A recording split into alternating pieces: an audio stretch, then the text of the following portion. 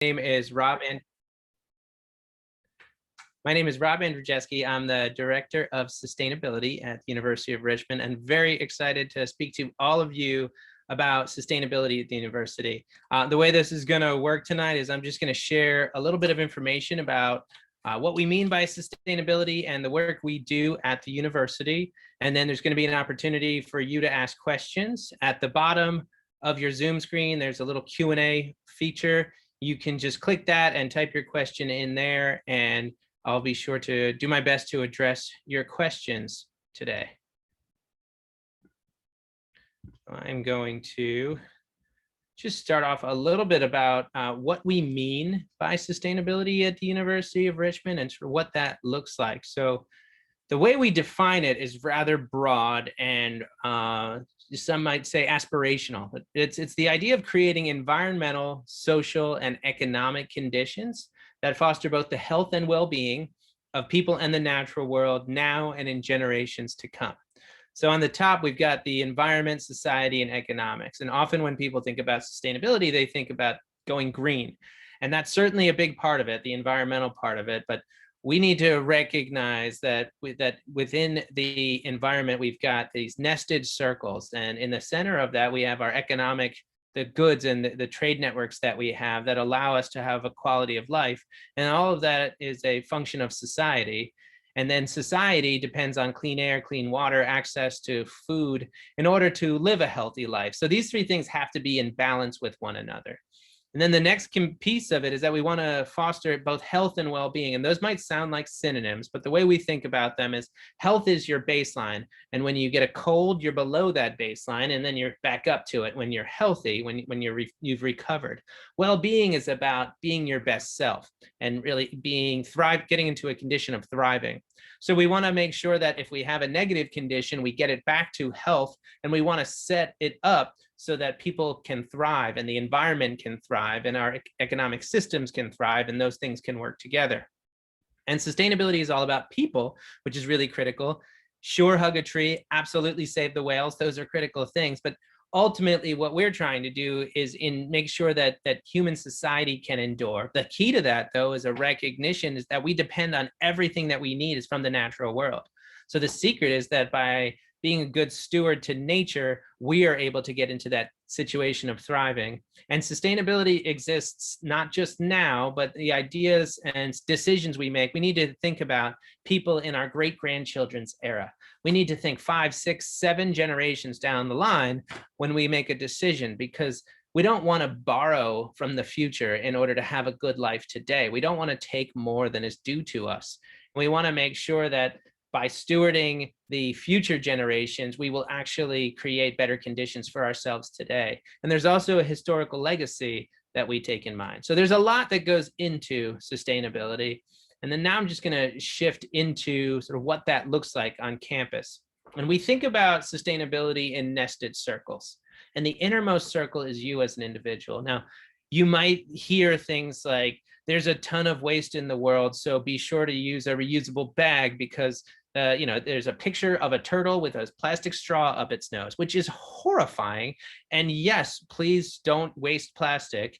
But sometimes it gets really overwhelming when we think about all of the things like climate change, like biodiversity loss, environmental degradation, and then that's foisted upon you as an individual. So when we think about the role of the individual, what we think about is ways to engage on campus. And we think that the thing you have the most control over, and frankly, the only thing you have control over, is yourself. And so we try to make it possible for people on the individual level to take actions that matter in the collective. And what that looks like on campus, there's a few things. We have something called a Green Room program. And this is a program that is a checklist of items for you to live in a more environmentally friendly lifestyle. It has things related to waste, water, food, energy, and transportation. And likewise, we have something called our Be a Green Spider pages. And this is so people can do a little bit of reading and take a quiz about what we're doing on campus and individual actions that you can take that do matter. Ultimately, though, it's important to recognize that you are not the cause of the environmental problems that we have and the sustainability problems that are reflected in our societal degradation as well. That's not your fault. You do, we hope, feel a sense of responsibility to act in a certain way that stewards both the environment and our society. But we don't want you to get overwhelmed. And so this is where the next group comes in. The next level of the circle comes in. And these are groups. And there are a ton of groups you can join on campus. And ultimately, it's about understanding what you're interested in doing and finding people that make it fun. So the secret about change work is that it's often really enjoyable. And when you do it by yourself, you can start to feel overwhelmed. But then when you join a group of committed people, or even just a group of people interested in the same thing, you can shift from feeling overwhelmed or feeling like, oh my gosh, the urgency of this is so important, to, hey, together we can do something about it. And there is a sense that there are powers, and there's power in numbers. And really all of the changes that we see in society came from a small group of people getting together and figuring out what their secret sauce was and what they could do in order to live into their best selves as a group, and then work with other groups to create change. And so some of the groups that we see on campus, in the Office for Sustainability, we have the University of Richmond Sustainability Advocates. And this is a group of people. This is like a group that has membership without the responsibilities of other groups that people might want to join. The secret about all University of Richmond students seems to be that they are overcommitted. A wonderfully smart, dedicated group of people who are indeed change makers in the world, who do way too many things at once. So what we tried to do with URSA was create a group where you can get your room certified, you can take an intro to or attend an intro to sustainability, and then take the Be a Green Spider quizzes. That gives you entry into the University of Richmond Sustainability Advocates, which means you get invited to meetings that we want to hear your ideas, and then it's a way to meet other people, and they get resourced through the Office for Sustainability. Ideas get resourced, and we've seen lots of fun things come out of that. Likewise, there are sustainability courses, and so you can meet people in classes and departments. And then on the staff level, we have something called the Green Office Program. There's also really fun student groups. There's one called Seeds, which is a spring break service-oriented group. It's for students, by students. They go to Louisiana, they head out to Detroit, and they look at the intersection of the environment and society and really dig into these local communities and do their best to support them as they're needed. There's also something called Green UR. There's an outing club. There's all sorts of really great organizations. And what's wonderful is you build friendships, but you also get to work on things that matter to you. The next level of these circles of sustainability is our campus. And this is really where those groups can push, and you as an individual can push on me and other campus leaders to create changes that you want to see, so that the impact that we have collectively is actually benefiting our society. The other part of our definition for sustainability is that we do no harm. And if we recognize that harm is being done, we do everything we can to mitigate it and then to reverse it so that we're creating benefit. And it's really important to have these university-wide goals and initiatives. We have a sustainability plan which runs through 2025. It's a 6-year plan that we created in 2019. And there are a ton of actions about changing the campus culture. There's also actions related to academics and administration and the opportunity to engage in sustainability. And some of those, what that looks like is we've got a goal for carbon neutrality. And carbon neutrality means that we will emit no greenhouse gases. And 2050 seems like the deep future. And truth, we need to ramp that up because the climate crisis is here. But we added an interim goal of being 30% below where we were in 2009 by 2020, and we achieved that goal. And that goal came about because of student action and because of senior leaders coming together. Spider Solar, which I'll talk about in a little bit, is a brand new solar array that we put up in Spotsylvania. It's 130 acres. It's going to become a living lab for sustainability once we're allowed to visit it. Because of COVID protocols, we haven't been able to be out there. But that's the big deal because that has neutralized all of the emissions from our purchased electricity. We have a goal to divert 75% of our waste from campus, and we have a new composting initiative that gets at that. And I had mentioned the sustainability plan earlier. So this solar facility that we've got, it's about an hour from campus.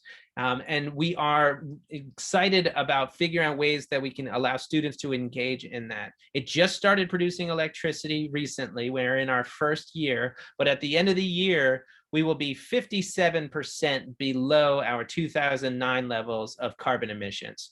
And that my office tracks that, and that's just the biggest reduction we'll have from a single project. Our next step is to decarbonize our heating and cooling, which is a big deal, and we need some creative people to help with that. Similar to our carbon goals, we've had a Rethink Waste goal since 2018. And because of COVID, we were creating more waste. So much of our normal in dining hall food was to go. So what used to be dining in became dining out. And because of that, we had very visible demonstrations of waste. Our outdoor trash bins were overflowing. And students took action alongside staff and facilities and created a brand new composting initiative. And we had a pilot, and in just from October to April, we composted 100,000 pounds of food waste and to-go containers.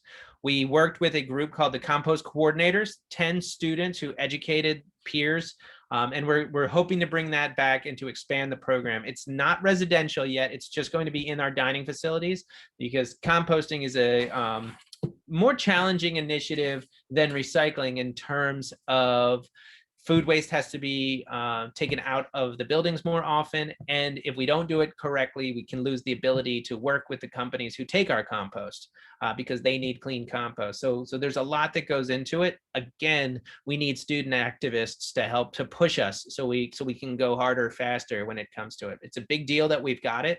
It was a year ahead of schedule.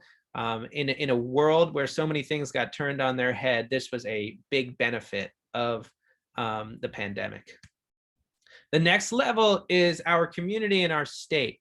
And there is an office, if you take nothing away from me other than this, then I've succeeded. The Center for Civic Engagement is one of the best resources of any college or university in the country. And this is a group on campus that will connect you with community partners in the Richmond area, whatever you're interested in, to do meaningful work with people that makes a difference, and for you to connect off campus. We have everything you could ever need on campus. It's just amazing food. It's beautiful. There's wonderful friends. There's all sorts of amazing facilities that just keep getting better. However, you should go off campus. Richmond is an awesome city, and the best people to connect with to help you do that is the Center for Civic Engagement. And it's all about community. Building community on campus is critically important, but we also should be an anchor institution that invites community to our campus and connects you to our community. And it's fun. Richmond is a fantastic place to live. You're going to love it. And so these are just some of the people, and this is slanted toward green groups, but really the umbrella of sustainability is pretty large. This is just some of the groups that we have partnerships with. And the Sierra Club of Virginia, as well as the Richmond chapter, which is called the Falls of the James group, is really active, and we work with them. The James River Association is really fantastic. They've been stewarding the James River for 30 years, and you should definitely tube or kayak or whitewater raft as soon as you get into town. The Virginia Environmental Justice Collaborative is a relatively new organization that's doing a lot at the intersection of sustainability and environmental justice. There's lots of really, really cool organizations, whether you're interested in just the environment in general, if you're interested in environmental justice, if you're interested in social justice, climate change, peace. Plan RVA is a transportation committee that's trying to make it the city and the surrounding area more bike and walk friendly. Virginia Interfaith Power and Light is an agency that brings people of various faiths together around environmental and climate change issues. Really, really cool stuff. So definitely connect with CCE. And then the next circle is the state. And so normally when you hear, oh, there's a need for action, what are you told to do? You're told to have a reusable mug. You are told to bring a reusable bag, to drive less, to shut off the tap while you brush your teeth. All those things are great. Do all of those things. But by thinking about you're beyond yourself and connecting with groups and pushing the campus and connecting with the region, we can actually affect policy at the federal level. And the University of Richmond participated in something called We Are Still In. Way back in 2016, there was something called the Clean Power Plan that we had committed to. When that got shut down, the university actually took action and had a group of people from across the state of Virginia representing 14 different schools here to talk to state legislators. And we were able to do that on the state level. And then that same thing happened across the country. Likewise, when we got out of the Paris Climate Accords, which is an international treaty or a climate agreement that has countries across the world trying to keep us below 2 degrees centigrade of warming from pre-industrial revolution era. This was the most successful international agreement of its level. Well, during the last presidential administration, we opted out. The university signed something that said we're still in, along with 3,000 other schools and organizations, cities, nonprofits, for-profit companies, lots of different people that said we are still in, and now we're back in the Paris Agreement. So we can affect change at the federal level if we find out what we're passionate about, connect with the right people, push the institutions that we're in, connect with the community, and then really take the risk of saying these are our values and this is what we want to do. And then ultimately, there's only one world. And there's this really amazingly consistent reaction of folks who go to space. And that is when they're able to look back on this world, they don't see geographic boundaries and they don't see political sides. And what they do see is a home and one world. And they see it's very clear that the oceans, we say we have 4, but there's one. And it's floating there. It's all connected. And you can see the atmosphere. And it does not discriminate like, oh, I can't go in there because I don't have a passport. Like that just flows throughout. And it's also, there's a very thin layer of atmosphere that makes life on this earth impossible. So that makes life on this earth possible. So it's very humbling. And it's also a very holistic sense of who we are. And ultimately, when we're thinking about sustainability, we only have one planet. And if everybody lived with the resource consumption that we live with in the United States, we would need 5. We don't have that opportunity. Even if we were to learn to colonize Mars and the moon, that's just not going to do nearly as good as learning to live well with what we have and treating others better. And so really that's what sustainability tries to do. And how is a wonderful question that you should all ask. Well, that is something that we want you to ask and help us figure out, because it's going to take lots of new ways of thinking and lots of brilliant people to get us there. And the part of that is we've got a climate action plan update needed. So we have one that set a goal that really has pushed us to get our new solar array and shift from burning coal to natural gas for our heating and cooling. But we need to do more and we need to do it faster. So I'm inviting you now, and because we'll be gathering up people next semester to really think about how you can help write our next climate action plan, and for you to get active with our administration to say we don't have time to waste. And then this is just a little bit about some of the things that we do in my office that I haven't covered yet. We talked a little bit about the goals. Part of that goals is tracking where we are. So we do our greenhouse gas accounting. We've got our new climate action plan coming. We do something called the Sustainability Tracking Assessment and Rating System, and I'll be doing that this fall.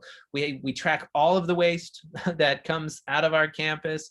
We also designate key initiatives each year. We have tons of events, and thank goodness we're going to be able to do those events again. We partner with the Sierra Club and the RVA Environmental Film Festival. We have something called a big yard sale at the end of the year. And then we do lots of programs with staff, students, and faculty. And we have a newsletter and a good social media presence while the students are in town. And then the last thing I'm going to leave you with, because the thing that I get more than anything else when I talk to folks is, what can I do? People are genuinely interested in what they can do. And so I want to share a resource with you that comes from Ayanna Elizabeth Johnson and Alex Bloomberg. And they have a podcast called How to Save a Planet. Highly recommend the podcast. And they looked at, like, do individual actions matter versus collective actions? And the answer is they both matter.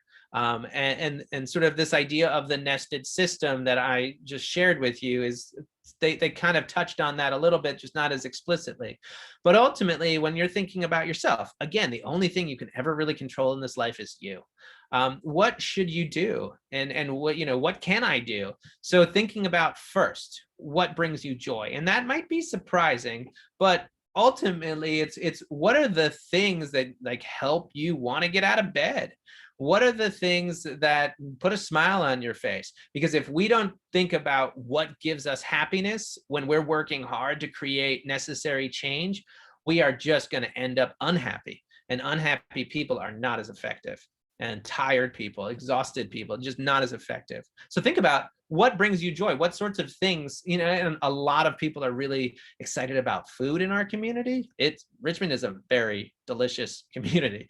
There's so many small farms, there's so many amazing restaurants, there's just it's a lot of what happens here is around food. And then food justice is a critical issue. And so a lot of people in our community are focusing on that, in our broader community. And then think about what's the most pressing issue. You can choose one of a million, but what's to you, what's the work that really needs to be done? Again, to take the example of food, there are some food deserts in the city of Richmond. In some parts, you can throw a rock and hit 3 restaurants. In other parts, you can't get to a grocery store within a mile and a half. And a lot of folks don't have cars in those areas. So what can we, you know, so these food desert issues and food justice issues, for some people, that's most pressing. And so if you're thinking about that work that needs to be done and what brings you joy, then think about, oh, what's your role in that? What are you good at? What skills do you have? Are you a graphic designer? Man, you can go all day. If you're an artist, you can help all sorts of people. Are you good at public speaking? Are you great at rallying people together? Whatever it is, whatever your skills are, marrying these 3 things, what brings you joy, what's the work that needs to be done, and what are you good at, can really help you figure out what you should do. And then that might mean joining a group on campus that's doing that, or perhaps starting your own thing. So I'm going to stop there and see if there are any questions in the Q&A. And if there aren't any yet, please share what you got with me.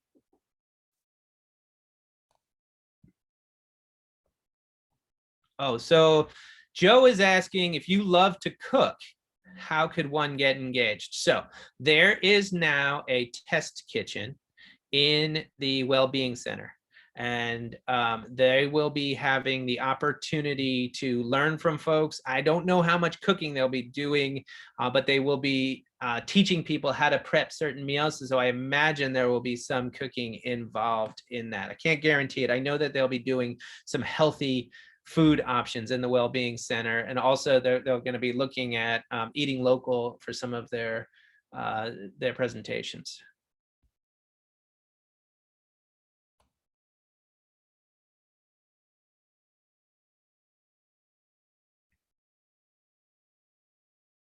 I'm also curious to know where folks who are attending are coming from, and if there's anything that you would recommend that we ought to do or try, or whether you have, you know, whether it's a recommendation or question, I'm all ears. So I've got a question here from either Eva or Eva. Can you repeat what you mentioned about a seed group that does short trips? Yeah, there is a group called Seeds. Gosh, I am blank. It is an acronym, and I'm blanking on the acronym right now. It is a group of students who they meet throughout the fall semester, and they chat about what they're going to, where they're going to be volunteering during spring break, and they work at the intersection of the environment and justice. And so it started back after Hurricane Katrina. A group went down to New Orleans and worked there. They've gone to West Virginia and worked in coal fields and areas that are transitioning from coal-based economies to doing other things. And then they've gone out to Detroit to work with groups. And so, and Andy just put in the Seeds Project link in the chat. Thanks for doing that, Andy. Yeah, Seeds is really cool, and it changes every year based on the student leadership, and the students engage with the people who apply to be part of it. And They were also thinking at one point about an international trip, which would be awesome, but I know that didn't happen last year, of course, and I'm not sure about their plans for the future. There's also something called Green UR, which is a great environment and sustainability group. And if anybody's interested in majors, where there is a new sustainability minor that's on the horizon, they're teaching Intro to Sustainability for the first time this semester. And in the environmental studies and geography and the environment departments are awesome.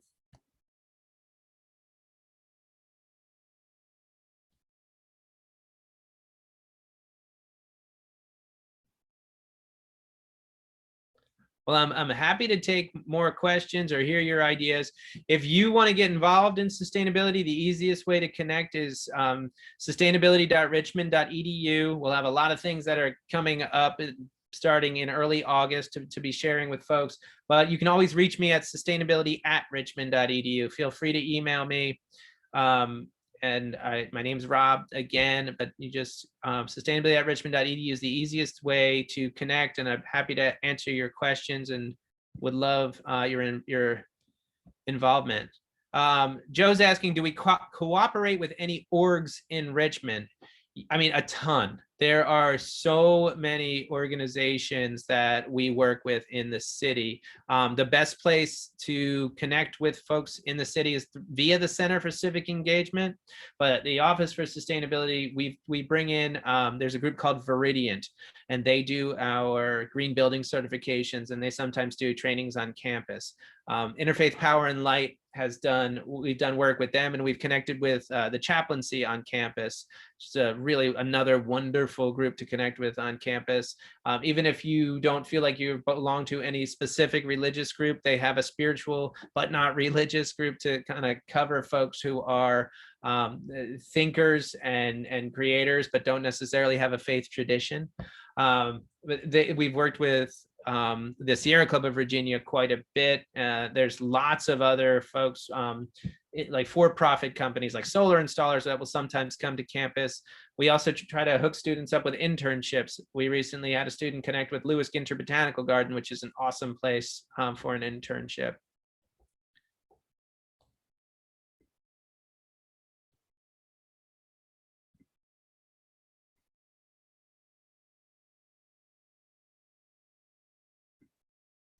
Yeah, and the James River Association is another group that we had a student who was interning with them. And when you come to campus, you'll see on some of our storm drains, he has stenciled beautiful stencils of salamanders and butterflies to remind people that only stormwater should go down those drains. And it just says drains to the James River, only water down these drains. And so we also have something on campus called the Eco Corridor, which is on the southern side of campus. And it is a wonderful walking trail and stream restoration. And it's, if anybody's interested in running, it's a fantastic feature on campus. Joe's asking if we have any affiliation with B Corps. Yeah, our compost hauler is called Nope, which is a fun name, Natural Organic Processes Enterprise, and they are a B Corp. We are also trying to connect with a local group called Thrive. Thrive is a company that creates compostable products like plates and bowls and things like that. So as we expand our compost collection, we need to make sure what we give people for to-go items is also compostable. It's much more complicated than you might think. And it's also more expensive than standard products because our society doesn't yet value composting, but we'll get there with economies of scale and more as more and more people do that. So yes, we do work with B corporations. We don't have a procurement policy preferring them yet, but we do have some sustainable procurement. And for folks who are wondering what's a B Corp, these are organizations that are certified. It's a sustainability certification essentially for businesses. And they have a whole set of criteria about benefits for society through the for-profit work that they do in order to get designated as a B Corp. And so, yeah, we do work with some B Corps, and I hope to be able to work with more. There's one called Babylon Micro Farm, really cool in the Scotts Addition area of Richmond. They are a startup out of Charlottesville, and they are a small hydroponic farm company where everything is automated, and even the nutrient level of the water. So instead of soil, the plants grow in water with nutrients in it, and it's a tray system, and you get these trays with an inert medium and the seeds that you order, and they have 40 different plants, mostly greens that you can grow, but you can also grow tomatoes and other things like that. You set it up. So really trying to get one of those on campus. Super cool, and it would be amazing to have those at Lou's, which is where you can get delicious salads in the Robbins School of Business.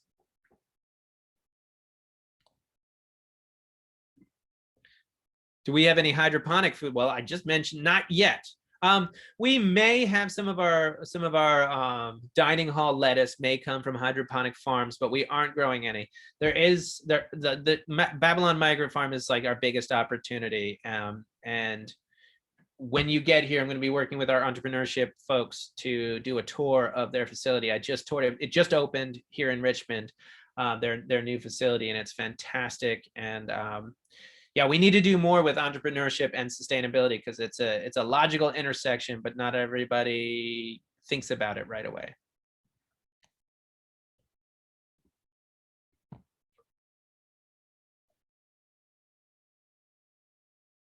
Joe, thanks for all the questions.